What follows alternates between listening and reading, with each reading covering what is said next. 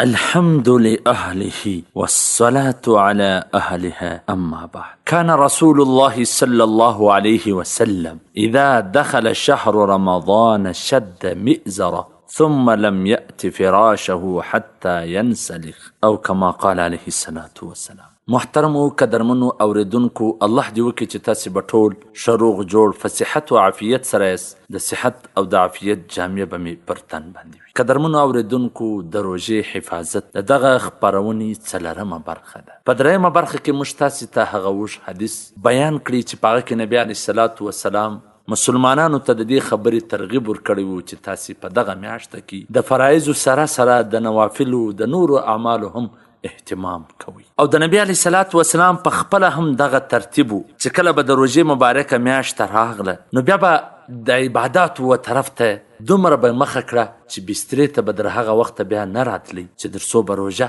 نه وه تېره سوې. دا ټوله روژه به یې په اعمالو عباداتو کې تېروله، په نوافلو کې تېروله. نو ځکه یې و ټوله امت ته دا ترغیب ورکړي چې تاسې هم په دغه میاشته کې سره د فرایضو د نوافلو د نورو اعمالو هم کوشش کوي. الله دې موږ معاف کړي. زموږ دا کوشش وي چې دغه میاشته څومره ډیره په خوبونو کې تېره، لکه په مخکې خپرونو کې موږ وویله د شپې لوبې کوو، د ورځې خوبونه کوو، و نوافلو ته ګسه ورخلاص، و نورو تلاوتونو و اعمالو ته ورخلاص نه یو. بس سهار کولر پنکې ته بیده سو، ماپښین راکښېنو لمانځه ته، ماپښین خواته د دوکانو خواته ووځو، د مازدیګر خواته بس روژه د لنډوي. یعنې زموږ دا کوشش وي چې هغه اعمال وکړو چې په کومه سره روژه لنډه سي. یا ولاړ سي یو ځای تالاب ته، په تالابونو کې لمبېږي، روژه پر ځان لنډوي. یا بل ځای ګپې شپې کوي، روژه پر ځان لنډوي. کوشش یې دا وي چې دا روژه دی تېره کړي، د روژې د وختونو څخه استفاده او ګټه نه اخلو. تاسې راسئ زموږ د اکابرینو تاریخ وګورئ. هغه صحابه خو مشر و، پیغمبر علیه الصلاة والسلام زمانه مشر و. زموږ اکابرین دا څو وخت مخکې چې تېر سوي دي چې هغو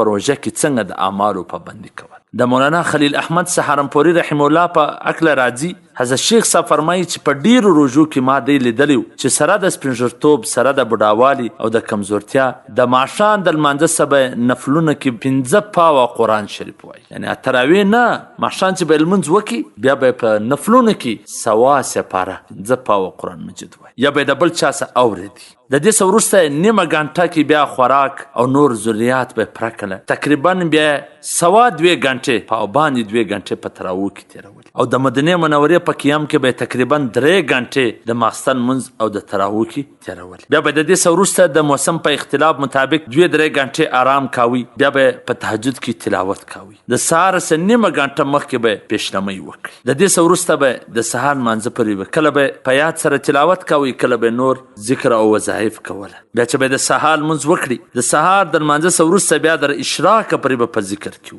د اشراق څخه تقریبا 1 ګنټه به آرام وکړي. د دې څه پس تقریبا د 12 بجو پورې او د ګرمۍ په موسم کې به 3 بجې پورې بذل المجهود لیکي چې دا د ابو داود شریف شرح ده، دا به د لیکله. او نور بیا داسې چې کوم خطونه به ورته راغلي وو د هغه جوابونه به یې ورکول. بیا به د ماپښین د لمانځه پورې آرام کوي. د ماپښین څخه د مازدیګره پورې به بیا تلاوت کوي. د مازدیګره څخه د ماښام پورې به بیا په تسبیحاتو کې مشغوله. د نوافلو معمول به همیشه و، ټوله کال به لکه څنګه چې مخکې ذکر شول داسې نفلونه ده کول. البته د رکعتو اوږدوالی به پر روژې مبارکه کې په خاصه توګه کوي. حضرت شیخ الهند مولانا محمود الحسن گنگوهی رحمه الله به د تراویح څخه وروسته د سهار د لمانځه پورې په نفلونو کې مشغوله اوسېدی او پرله پسې به د جلا جلا حافظانو څخه قرآن شریف اوریدی. او حضرت مولانا شاه عبدالرحیم صاحب رحمپوري رحمه الله به د روژې مبارکه په میاشته کې ټوله میاشته شپه او ورځ بس تلاوت کوي. بس لږ آرام به یې وکړي، خوب به یې وکړي، بس بیا به تلاوت کوي.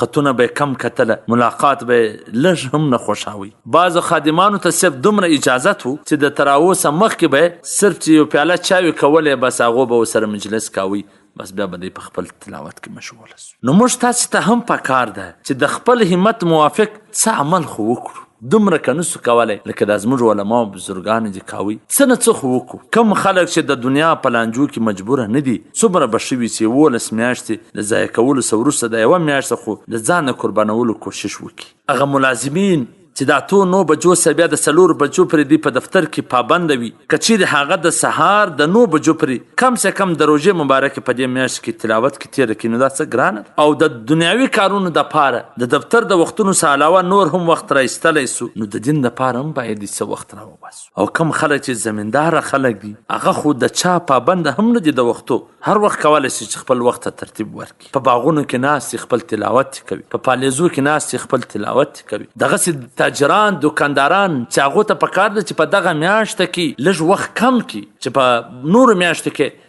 11 غنټې دکان خلاص کړي وي، په دا میاشت کې 8 غنټې خلاص کړي، دا 3 غنټې 4 غنټې دي عبادت ته ورکړي، نفلونو ته دې ورکړي. یا د ځان سره په دکان کې قرآن مجید کښېږدي، کله چې دی ګوري ګراک نسته بس خپل تلاوت کوي، استغفار دی وایي، ذکر اذکار دی کوي. او په دغه حدیث کې نبی کریم صلی الله علیه وسلم دا ترغیب هم ورکوي او خپل امت ته چې دا د صبر میاشته ده. په دغه میاشته کې باید صبر وسي، د صبر څخه کار واخیستل سي، چې د روژې نیولو څخه کوم تکلیف ته راځي هغه برداشت کړي. داسې نه چې په دغه میاشته کې چې غارې نارې بغارې ول ټکول نور ډېر کړي، لکه څنګه چې دا ځینې خلک موږ تاسې وینو د تراوو تکلیف د باندې راځي برداشت کړه، په خوشحالي یې برداشت وه.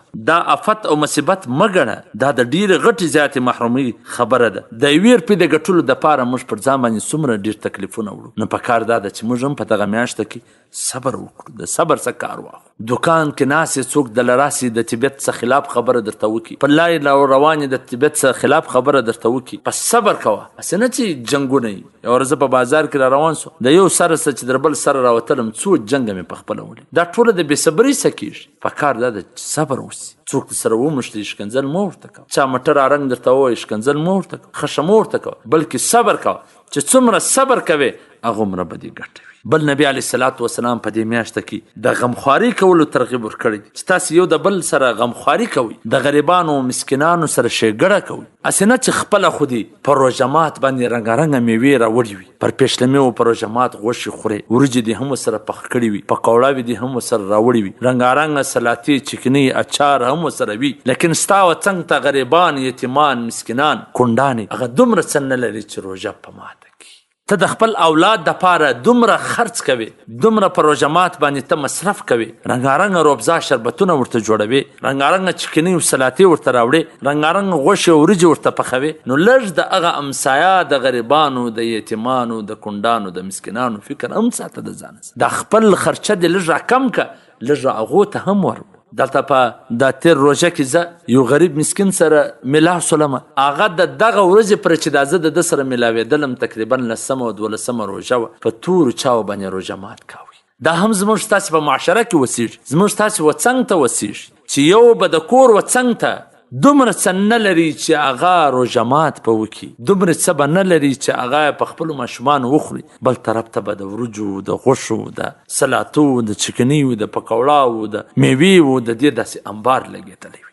دا ټوله الله جل جلاله ویني. نو دا خپل خرچ څه راکم که، دا څه په د غریبانو مسکینانو په د کونډانو یتیمانو باندې وکړه. وڅنګ ته مدرسې سته، د خپل ځان دپاره ښه روژه مات تیارې، هغه څنګ ته چې کومې مدرسې دي د لرې لرې ځای څخه مسافر طلبا راغلي دي، د هغو خیر خبر واخله، لږ د هغو د روژه مات فکر هم وکړه د ځانه سره، یو د بل سره غمخواري وکړي. تاسې د صحابه کرام رضی الله عنه اجمعین تاریخ وګورئ چې هغه څومره یو د بل سره خیرخواهي کوله، یو د بل سره غمخواري کوله. الله جل جلاله د هغو په هکله څه فرمایي؟ ولو کان بهم خصاصه، خپله به تنګ دسته ولا هېڅ به نه درلودله، پر خپل ځان نورو ته ترجیح ورکول. د یرموک په جنګ کې حضرت ابو جهم رضی الله تعالی عنه فرمایي چې د خپل اکا د زوی په تلاش کې ووتلم، په دې خیال چې تږی به یې څه اوبه باندې وچښم، هغه مشکیزه مې د ځان سره راواخیسته. نو زه چې ګورم هغه یو ځای زخمي پروت دی، نو ما ورته اوبه درکم، په ها سره اشاره وکړله، ما چې ده ته اوبه ورکولې هلته وڅنګ ته بل زخمي کړله. نو ده ما ته وویل چې دلی ور ما مه شوره چې دغسې تږدي د دنیا څخه ولاړ سم، لیکن زما ورور دا مسلمان وچشي. وایي ما هغه له ورله چې کله هغه له ورنږدې سولم، هغه سره په څنګ کې بل صحابي زخمي پروت، ما چې ده ته اوبه ورکولې هغه بل صحابي کړه. ده ما ته وویل چې ورې ودله، زه چې هغو له روان سوم چې کتل مې هغه په شهادت رسېدلی، د هغه څه وروسته د دویم صحابي له رالم، هغه هم په شهادت رسېدلی. بیا زما د اکا زوی لرالم، هغه هم په شهادت رسېدلی. درې سره یو پر بل قربان سول. د مرګ په حالت کې څومره تنده وي لیکن د بل مسلمان یې ترجیح ورکړه، در ځان یې بل رور ته ترجیح ورکړه. نو پکار دا د عزت مون چې موږ تاسې د بل مسلمان فکر هم وکړو، د خپل ځان د قوت د ساتلې دپاره رنګارنګ خوراکي کوو، داسې د بل مسلمان هم خیال وساتو. زموږ تاسې په ښار کې د کونډانو، د یتیمانو، د غریبانو، د مسکینانو کمی نشته. په روح البیان کې حضرت سیوطي رحمه الله د جامع الصغیر څخه او د سخاوي رحمه الله د مقاصد څخه د حضرت ابن عمر رضی الله تعالی عنہ په دې روایت کې د نبی کریم صلی الله علیه وسلم ارشاد نقل کړی دی چې زما په امت کې به هر وخت 1500 خاص خوش بندگان وي او 40 به ابدال وي. هر کله چې د هغې څخه څوک مړ سي نو فوراً به بل سړی به د هغه ځای اخلي. صحابه رضی الله عنهم اجمعین عرض وکړو چې دغه خلکو خصوصي عملونه به څه وي؟ نبی علیه الصلاة والسلام وفرمایله چې دا به هغه خلک وي چې څوک د دې سره ناکي کوي هغه ته به معافي کوي، د بدو معامله کوونکو سره به احسان معامله کوي، د الله جل جلاله په ورکړل سوي رزق به د خلکو سره همدردي او غمخواري کوي. یو بل حدیث کې دي چې څوک په وږي ډوډۍ وخوري یا لڅ باندې جامې واغوندي پټه کې یا مسافرو ته د شپې د تېرولو ځای ورکړي نو الله جل جلاله به د قیامت د هغه سختي نه ودته پناه ورکړي. حضرت یحیی برمکی رحمه الله به حضرت سفیان ثوری رحمه الله باندې هره میاشته 1000 درهم خرڅ کوله. نو حضرت سفیان رحمه الله به په سجده کې د هغه دپاره دعا کوله چې یا الله یحیی زما د دنیا ضرورتونه پوره کړله، ته په خپله مهرباني د هغه د آخرت ضرورتونه پوره کړي. چې یحیی برمکی رحمه الله وفات سو نو خلکو په خوب کې ولیدي، پوښتنه ځینې وسوه چې پر تا څه تېر سوله؟ هغه وویل چې د سفیان دعا په برکت سره الله بخښه راته وکړله. نو عزتمنو کچېرې د دغه یتیمانو، کونډانو، غریبانو، مسکینانو سره موږ تاسې مرسته وکړو د روژه مات په وخت کې هغه دعاوې راته وکړي نو د دې د دغه دعاو په برکت به الله جل جلاله زموږ مغفرت کوي، زموږ بخشش به کوي. د خپل اولاد دپاره د روژې څخه مخکې تا کپړې اخیستې وي، چپل دې اخیستې وي، د اختر ټول هغه ضروریات یې پوره کړي وي، نو پکار دا ده چې د غریبانو، یتیمانو، مسکینانو اولادونو دپاره هم د جامو فکر وکړي، د کپړو فکر یې وکړي. که چیرې د خپل اولاد سره د 3-4 یتیمانو هم کپړې ور واخلي نو ستا په مال کې څه دومره کمی خو نه راځي. د هغه په برکت به ستا اولاد الله محفوظه کړي، ستا مال به الله محفوظه کړي، تا ته به د دې دنیا او آخرت کې بدله درکړي. هغه یتیمان، هغه غریبان، مسکینان هغه چې کله ستا اولادونو ته ګوري چې په اختر باندې ښایسته ښایسته جامې اغوستې وي، په اختر کې ښایسته ښایسته چپلۍ په پښو وي، ښایسته خولۍ، نو د هغو په زړو به څه تېرېږي؟ کوم رب چې ستا دی هغه د هغو هم رب دی. هغه رب چې دی مسکین کړی دی، یتیم کړی دی، د دې دپاره چې تا ګوري، ما او تا ګوري چې و د دې مرسته ورسره کوي او که نه کوي. د موسی علیه الصلاة والسلام په زمانه کې باران نه کېده. موسی علیه الصلاة والسلام د دعا دپاره صحرا ته ووته چې یا الله باران وکړي. د الله د طرفه څخه په جواب کې ورته وویل سوله چې ته ورسه وګوره ستاسې په علاقه کې یو بوډۍ د هغه کور د باران تاب نه لري. الله دا هم کولی سو چې دا بوډۍ کور یې ساتلی وی خو د نورو پر کورو یې باران کړی، خو الله دې بندګانو ته دا درس ورکوي، دا سبق ورکوي چې ته یو د بل خیال ساتي. موسی علیه الصلاة والسلام چې راغلی هغه بوډۍ کور په ننېدو څو ځوانان یې ځان سره بوتله هغه کور یې برابر کړي. چې کله هغه کور برابر کړي الله باران وکړي. نو الله جل جلاله دا دنیا دارالامتحان پیدا کړی، څوک موړ، څوک مسکین، څوک محتاج، څوک پوره، دا ټول الله سره ګوري. تلک الایام نداولها بین الناس، الله ګوري چې ته د دې د غریبانو مسکینانو سره څنګه رویه کوي. تاسو وینئ په دا بازارونو کې اول به موړ وي، کوړپتي به وي، او اوس په بازار کې پټاټې خرڅوي، پیاز به خرڅوي. په یو سکند کې الله جل جلاله ارپتی د فقر په لیند کې دروي، په یو سکند کې کوړپتي الله د فقیرانو غریبانو په لیند کې ده. دا کومه دنیا چې ستا سره در سره ده پر دې به اعتماد او بروسه نه کوې. دا نن ستا د کور میلمنه د سبا به د بل په کور کې وي. نفحة العرب چې دا په عربي کې لیکل سوی دی د حضرت مولانا اعزاز علي رحمه الله تصنیف دی، د وفاق المدارس په ټولو مدرسو درجه ثالثه کې ورته ویل کیږي. په دې کې د موعظة النمله د میږي نصیحت دا یو واقعه راخستې ده چې د سلیمان علیه الصلاة والسلام لښکر را روانو، هغه میږي چې خپلو میږیانو ته وویله چې یا ایها النمل ادخلوا مساکنکم، چې میږیانو تاسې په خپلو غارو ننوځئ، لا یحتمنکم سلیمان وجنوده وهم لا یشعرون، چې سلیمان علیه السلام او د هغه لښکر به مې مات کړي. سلیمان علیه الصلاة والسلام د ده دا خبره واورېدله، پیغمبر الله معجزه ورکړې وه، د میږیانو د هر حیوان سره به خبرې کولې. نو سلیمان علیه الصلاة والسلام وفرمایه چې ایتونی بها، دا میږی ماله راوړي. فاتوه بها، هغه میږی یې وله راوړي. فقال لها لما حذرت النمل من ظلمي اما علمت اني نبي عدل. ته ولې دغه میږیان بیروې زما د ظلم سره؟ ایا تا ته دا نه ده در معلومه چې زه یو عادله نبي یم؟ فقالت النمله اما سمعت قولي وهم لا يشعرون ومع ذلك اني لم ارد حتم النفوس وانما اردت حتم القلوب. چې ما دغه میږیان په غارونو نیستلو مقصد دا نه و چې ته به د دوی لاسونه او پښې ورمات کړې، یعنې بدن به ورمات کړې. زما مقصد دا و چې د دوی زړونه به مات سي، په کفران نعمت کې به مبتلا سي، د نعمت په ناشکري کې به مبتلا سي. کله چې دوی دا ستا لښکر ته ګوري، دا ستا جاه و جلال، دا شان و شوکت ته ګوري، نو هسې نه چې د دوی په زړو کې دا راوګرځي چې موږ خو ارام میږیان پیدا سوي، ته دا شان و شوکت ته وګوره. نو د الله د دغه نعمت چې دوی میږیان پیدا کړي دي، د دا ناشکري کې به مبتلا سي. سلیمان علیه السلام ورته وفرمایي چې ته ماته څه نصیحت وکړه. میږي څه ورته وویل؟ اتدري لما سخر الله لك الريح؟ ایا ته په دې پوهېږې چې الله جل جلاله د هوا ولې ستا مسخر کړې؟ قال لا، ده ورته چې نه. میږي ورته وویل اخبرك الله تعالی بذلك ان الدنيا كلها ريح. چې الله جل جلاله تا ته دا د ښکاره کول غواړي، دا خبر در کول غواړي په دې سره چې دا دنیا ټوله هوا ده. فمن اعتمد عليها فكأنما اعتمد على الريح. چې څوک پر دنیا اعتماد وکړي داسې ده لکه پر هوا چې اعتماد وکړي. هوا اوس تا سره ده، لږ ساعت وروسته بل څه. اوس به هوا وي، دروازې به ترپۍ وي، کړپۍ به وي، پردې به غورځي راغورځي، څوک پکلی نیسي، لږ ساعت وروسته به شي. د دې عملي نمونه ما په خپله ولیدله کله چې په بلاکوټ و د پاکستان په دې علاقو کې زلزله راکړله په 2005 کې زه هلته ولم. 15 منټه مخکې خلک د کروڑپتیان و عربپتیان وله، د عربو روپۍ مالکان ول، د غټ غټو بنګلو مالکان وله، د غټ غټو جایدادو مالکان وله، د اولادو د کشنیانو د دې خاوندان وله. لیکن 15 منټه وروسته الله مځکې ته یو جټکه ورکړله، دا ټوله بلډینګونه بنګلې جایدادونه پر مځکه پراته ول. په 15 منټه نه، په یو سکند کې الله جل جلاله عربپتیان غریبان کړه، مسکینان یې کړه، کروڑپتیان یې د فقر محتاج کړه. د کفارو د ملکونو سبا امداد را روان و، د موړو د غریبو مسکین د ټولو په لندونو کې جنجال او په لند کې به ورته درېدل. دا دنیا داسې ده لکه هوا. نو چې کله ستا سره در سره وي، الله تا ته در کړې ده، نو ته دا پر ښه ځای استعمال کړه، ته دا د الله دپاره استعمال کړه. ته په روژه کې د دې څه ګټه واخله، پر غریبانو، مسکینانو، یتیمانو، کونډانو، مدرسو پر دې باندې خرچ کړه، مصرف یې کړه. چې پر دې مصرف کې مثل الذین ينفقون اموالهم فی سبیل الله کمثل حبة انبتت 7 سنابل فی کل سنبلة 100 حبة.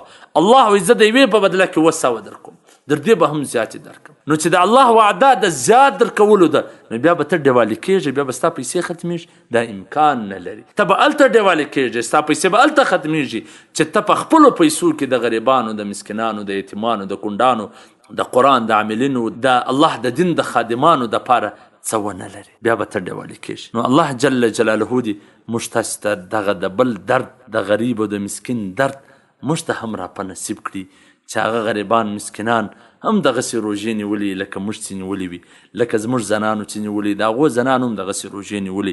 لکه څنګه چې په روژه مات کې ما ته روحفزا، شربت، پکوړې، سموسې، غوښې، وریجې، سلاتې، چکني، اچار او سرکې خوند راکوي، دغسې هغو ته هم ورکوي. نو ته چې کوم ځان ته خوښوې د هغو دپاره هم خوښ کړه. 10 زره پر ځان مصرفوي، 1000 روپۍ پر هغو باندې مصرف کړه. نو دا دنیا به بیا خوشګواره روانه وي انشاءالله تعالی. نور برخ کې به هم پر دې باندې خبرې کوو. واخر دعوانا الحمد لله رب العالمين. قطع الحياة بعزة وأمان. قدر منوردونکو، تاسو د محترم مولوي عبدالرحمن سمیم صاحب و اصلاحي بیان ته واژ واست.